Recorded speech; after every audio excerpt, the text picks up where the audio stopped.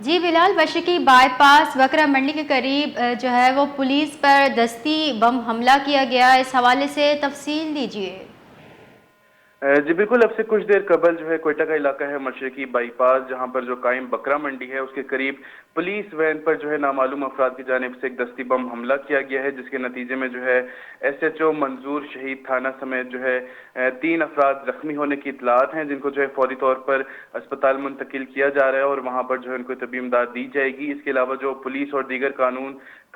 نافذ کرنے والے جو ادارے ہیں انہوں نے علاقے کو گھیرے میں لے لیا ہے۔ ساتھ ہی جو ہے فوری طور پر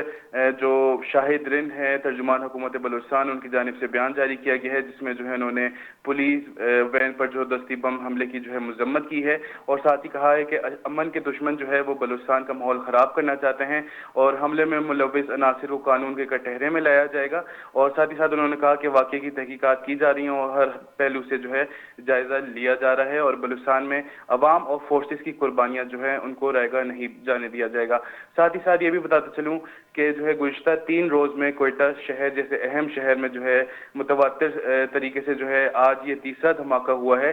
ہفتے کے روز بھی ایک دھماکہ ہوا، سنڈے کے روز بھی ایک دھماکہ ہوا اور آج بھی یہ جو ہے یہ دھماکہ ہوا ہے، جس میں جو ہے کافی جو قیمتی جانیں ہیں وہ بھی ضائع ہوئی ہیں اور کافی جو ہے لوگ وہ شہید بھی ہوئے ہیں۔